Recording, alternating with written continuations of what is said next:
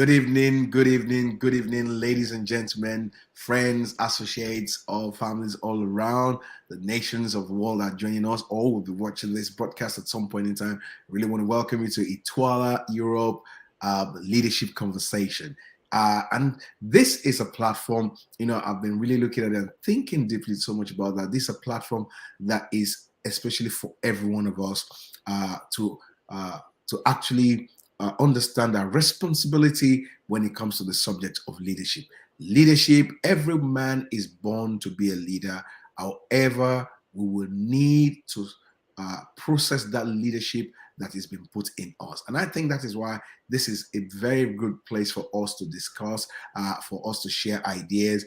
Last week, we actually was sharing, the idea or the thoughts and comments of one of our viewers. And literally it took, half of our program. And that's how, we really are interested in knowing what you think, what your thoughts are as well, and we consider them. So we welcome you to another session of this broadcast. And as I said to you, this month of October, we've had for the last 3 weeks our leadership catalyst, and I'm bringing him back yet again today, this fantastic evening. And please welcome with me Ambassador Yemi Akishwaju yet again to another leadership conversation, ITWLA Europe. Ambassador Thank Yemi, you so much, Ambassador JD. you're It's welcome. always a joy and a privilege to be with you Thank and to you. serve Thank you. the ITWLA family and everyone who'll be watching this broadcast. Yes. Yeah. So thank you so much for having me once again. Okay, it's a great honor to have you. We're really so glad, and we've grown this last 3 weeks. We've grown in all the areas we've touched. Because you've touched on on all these areas with so much with so much. And I'm not just we've been very very careful that it's just not just we sharing principles, but applying those principles practically, showing us practical ways in which to put this together. And I think that is one key thing that we want to make sure that our leadership conversation also brings to our audience and our viewers tonight. Tonight we're just going to dive in and continue our conversation because this is an ongoing conversation anyway. And thank you so much for very very deep thoughts and tested principles and applied and giving us practical examples of how this works as well, and especially to our developing nations. Our focus is our developing nations. Developing nations. Leadership determines everything, but in our developing nations, we need help. We need it. There's a crisis. There's a major crisis, and that's why we've got to look at examples. One of the reasons why I really went after Mahatma Gandhi, who is a good example to look at and learn from. And Mahatma Gandhi shared quite a few things. We're looking at the things that he said can destroy our leadership. So we looked at politics without principles. We can see that evidence, especially in our developing countries. Even in our Western world as well, we still have some of that thing, but they're managing it in a much better way. But it's like a culture in developing nations. And I think some of the things that you shared with us is very practical, that we need to start applying even from our homes. We've looked at pleasure without conscience, wealth without work. Oh my God. Wealth without work seems to be like the thing of the day right now, the in thing. And it's like, we don't see anything wrong with it. Wealth without work is the lifestyle, But today, let's dive in and go into the next one. And this one, it says, knowledge without character. Knowledge without character. One thing that resonates with me really right now is, and you remember very well when founder Dr. Miles Monroe, was about to release the book, on character, the force of leadership. It was like, whoa. And he's been teaching and sharing with us some thoughts all around this, but everybody was looking forward to that book. And when I open up the book, I'm telling you, it's a resource. And I want to encourage all our viewers as well. Please get that book by Dr. Miles Monroe. It's on character, the force of leadership. Look, your life will not remain the same. You read it, you fix yourself. You look at yourself and say, I need to fix me. I think that, and that was that thing for that book for me. I needed to use that book for me first. But today, let's dive into knowledge without character. Please, Ambassador Yemi, what have you got to say about this? Thank you so much, Ambassador JD. Welcome. Yes, I certainly echo your sentiments on getting a book that Mm, esteemed founder Dr. Mas Monroe wrote on character. Now, to address the question you raised about that Mahatma Gandhi shared in his yes. quote, that the pursuit of knowledge without character destroys leadership. I think the simple principle, the simple idea really is that um, character really is the bedrock Mm, of effective leadership influence. And over the years, we have seen the impact of knowledge without character. We have seen the impact of scientific discoveries that is not underpinned by sound character. so, We have seen the dissemination of knowledge and ideas via social media and other platforms that's right. without sound character. Character. And so you find out that where there is the development and dissemination of knowledge without character, what we find is that it eats at the foundation of Whoa. societal stability. My God. My God. Yeah? Mm, mm, Because, like I said, since character is the foundation, you know, it is mm, that on which you build influence. that's Character right. is that on which you build longevity. Character is that on which you build sustainability. Mm, You know, character is that on which you build trust. mm, You know, character is that on which you build the citizenship's faith and belief and hope in the future. mm, You know, of what their leaders are promising them. that's right. Yes. And so, where you develop areas of knowledge, cultivating knowledge and developing knowledge that is not anchored in. Now, when I say character, I think it's important for us to also clarify what you mean by Yes. character. That's correct.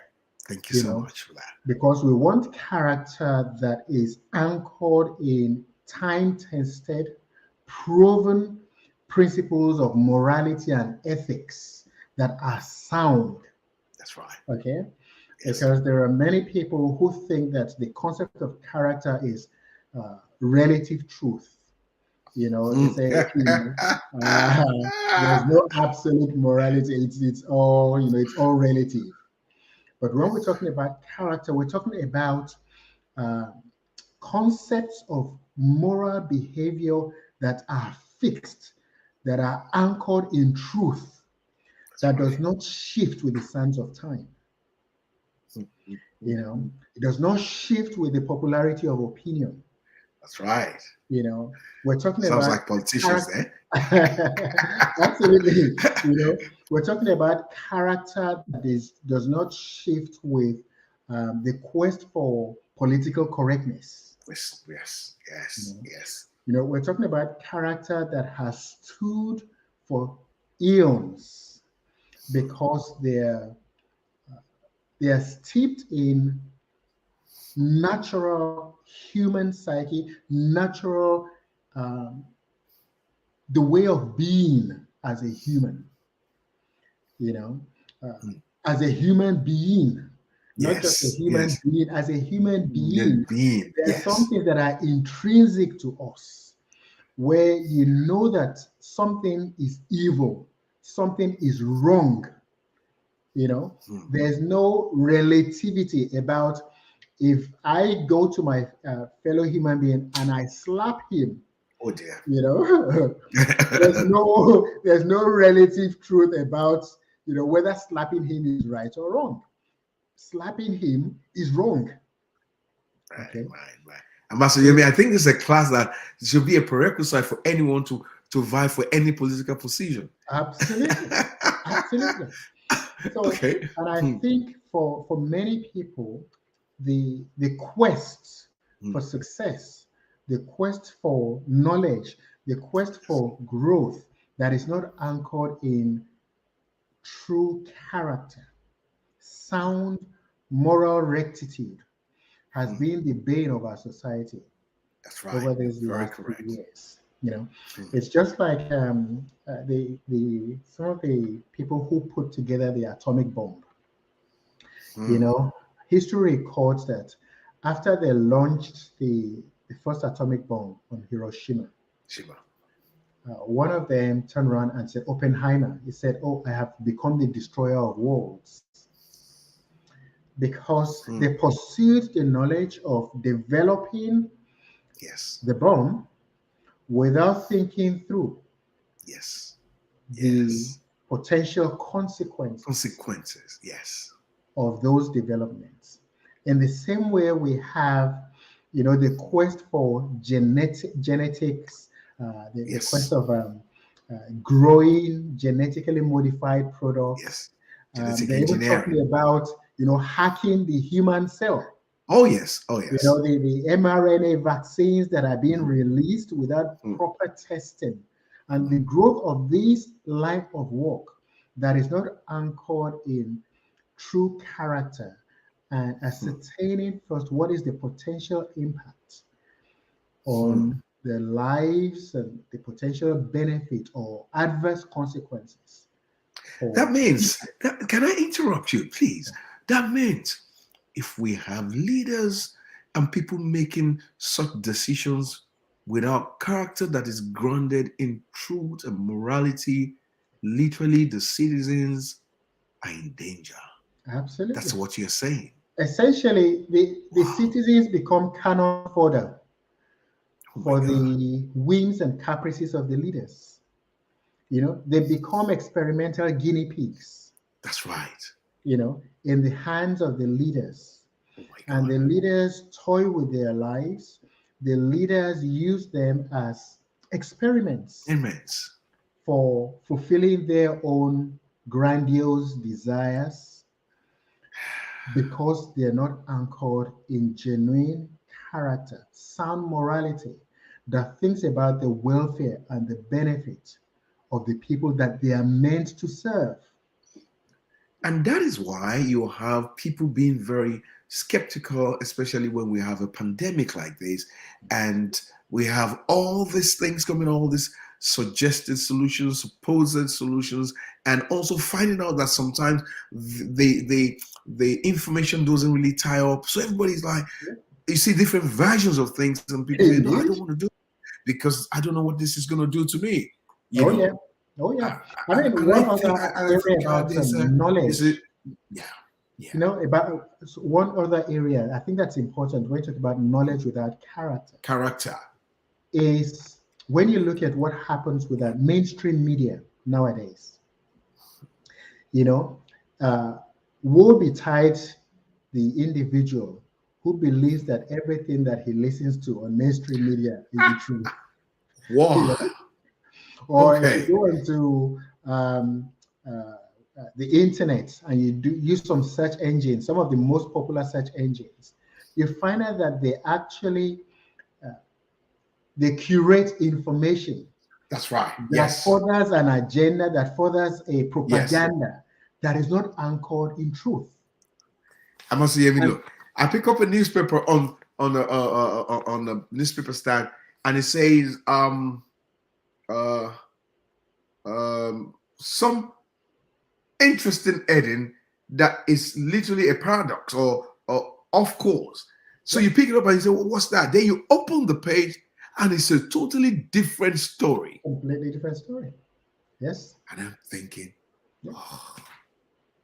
absolutely. So how So, do we deal with this? how we deal with it, I think, again, it's about each and every one of us Hmm. taking the responsibility. When you started, you talked about the each one of us having responsibility, Responsibility. and I think for too many people, we have shirked the responsibility of being the leader we were called to be, the leader we were born to be. We have abdicated that responsibility to some kind of elite class, whether it's the media, whether it's the political leadership, whether it's business leadership. We have abdicated that responsibility for uh, proving and testing and filtering the information and the knowledge that is being dispensed to us through our own sound moral lenses and our own sound understanding of what character is. Yes. Wow. So if I go on to say Google, I type in, some kind of search about a story, you receive information and you look at the information and something tells you this does not add up.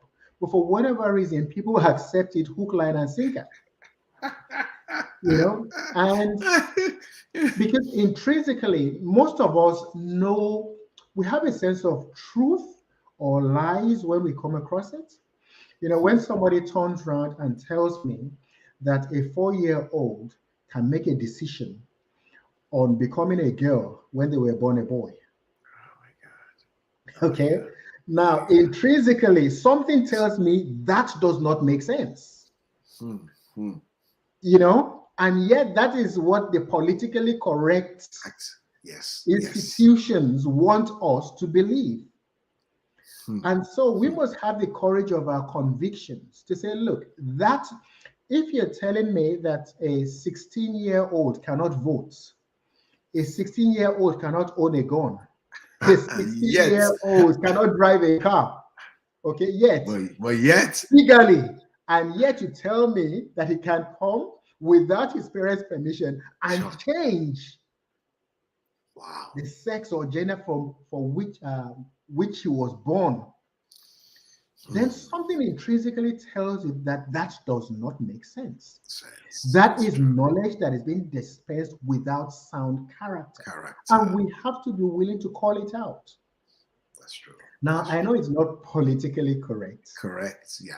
but any true leader worth his salt Yeah. must be prepared in this day and age to stand up with the courage of their convictions. That's We true. must return to the place of sound Yes. character That's good. That's and not good. just go with every wind of doctrine, as they say.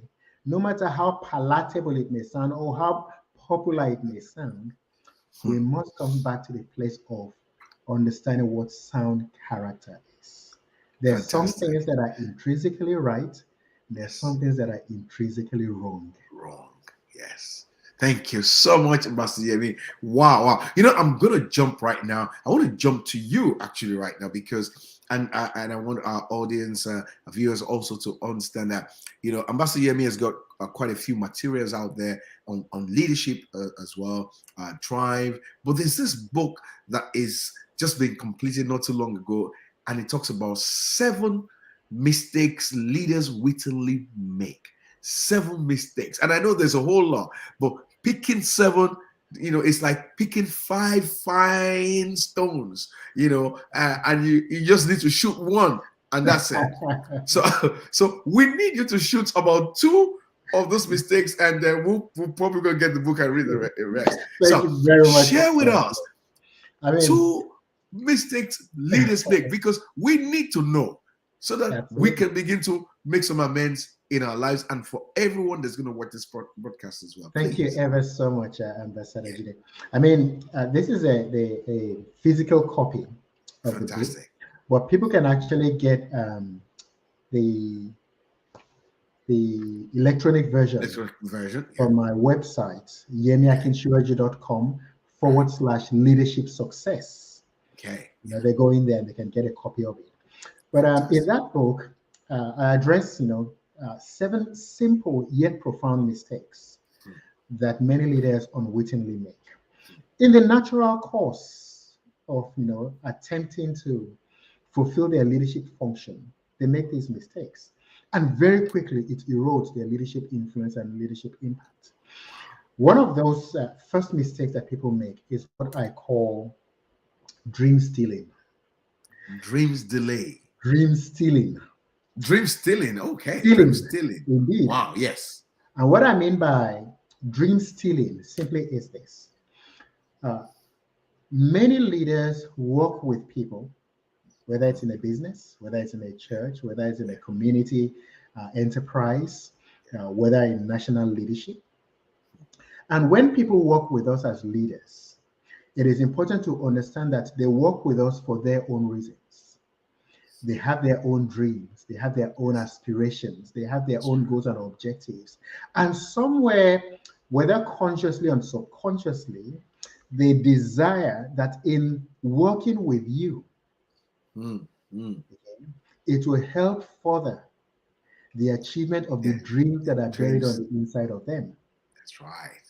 And where there Yes. is proper alignment between their dreams, their goals, their aspirations, and their visions with the corporate objectives that you or the vision that you are presenting to them, then you find out that that alignment, okay, improves their productivity, it inspires them, it ignites their creativity, and enables them to contribute effectively to the fulfillment of that corporate vision. That's true. That's true. The challenge with many leaders is that one, they don't take time to find out what are the dreams of their followers. Wow. Wow. And so they're only Leaders. focused on their own dreams, they're only focused on their own vision. And in doing that, what happens is they begin to use people as tools. By Okay. the way, Bill Gates says this.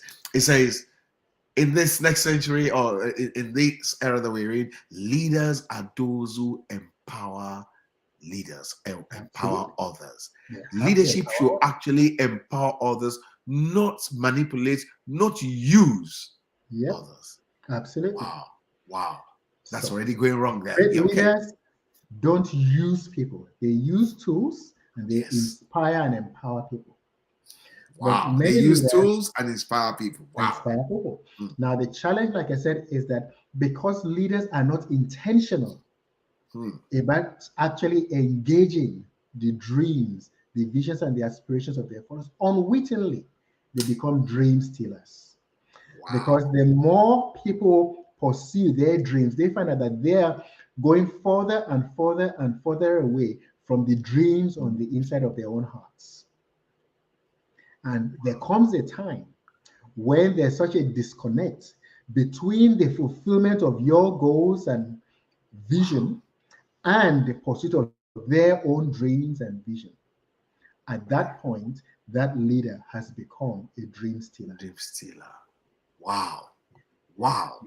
And so, what I This. encourage leaders is we need to take time, invest the time in actually engaging with those who follow us and help rekindle their own dreams and help them find the fulfillment of their vision and dreams in the midst of them working with us to fulfill our own corporate vision and dreams. Ambassador Yemi, tell us something.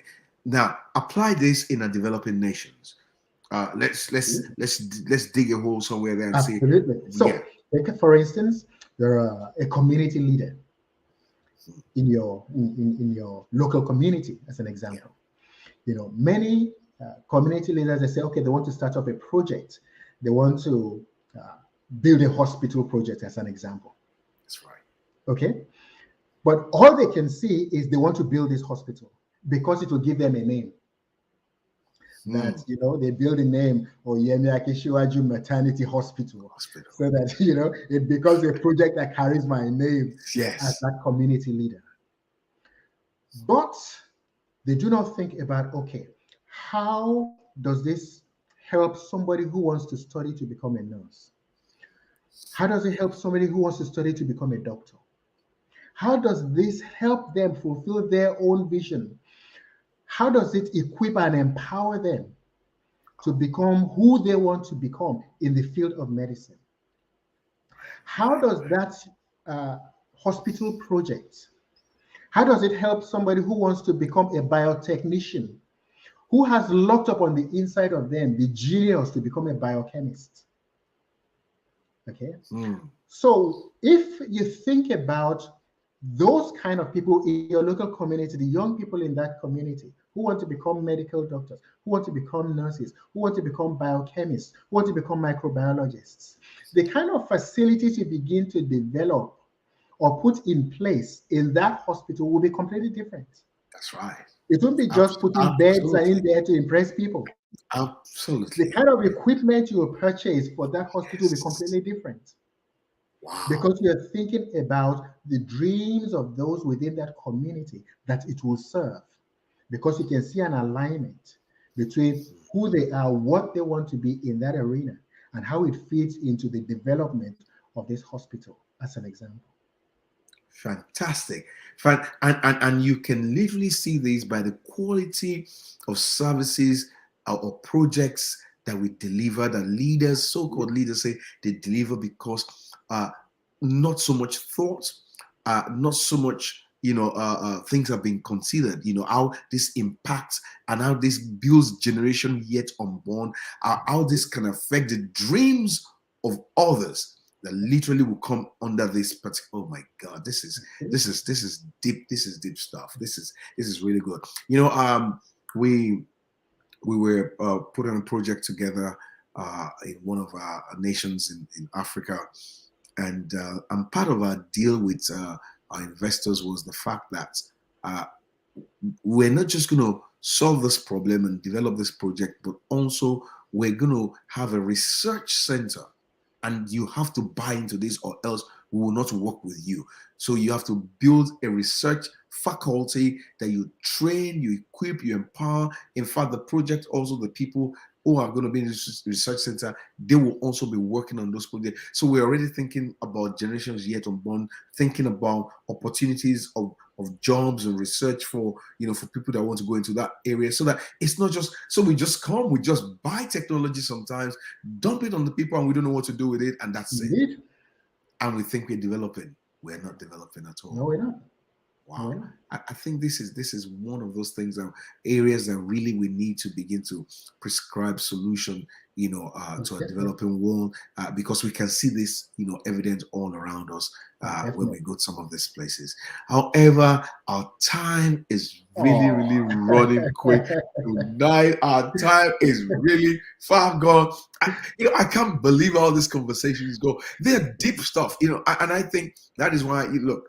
This is that place that you and we gotta come all the time, that we need to discuss the crisis in our world. There's a leadership crisis. Our world is in crisis, and leadership determines everything.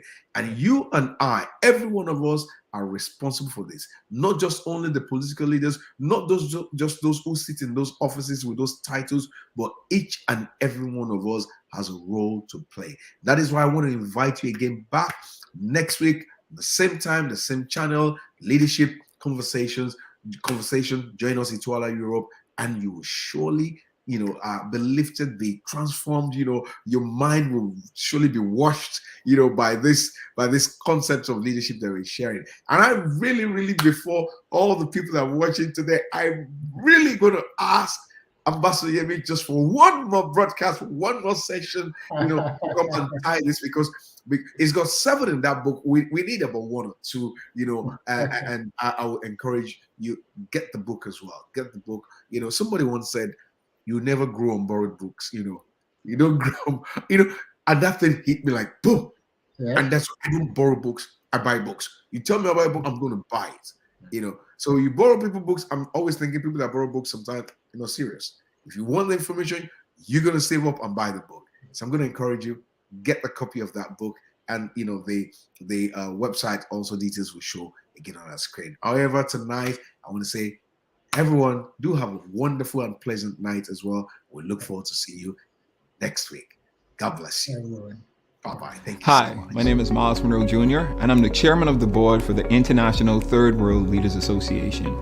Our organization was birthed to respond to and address the critical need for quality, effective leadership development and training in the emerging developing nations. Our vision is to establish a global network of leaders from every discipline, committed to the highest standards of excellence in leadership training, personal development, mutual accountability, and fraternal support, implementing relevant and innovative leadership philosophy based on time-tested precepts, principles, and values.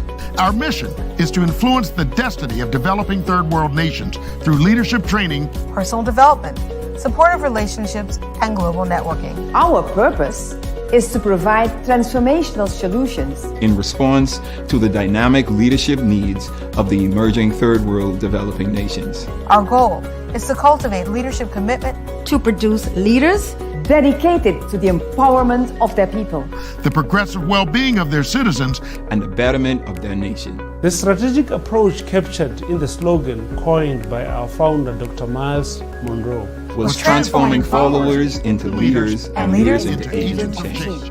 Our focus is national development through transformational leadership. Transforming nations, communities from the inside out. Join us in ushering in this new era of our organization. We are tasked with carrying this vision forward. and we are devoted to ensuring that we leave an unwavering legacy. The organization that produces effective leaders with global reach and influence.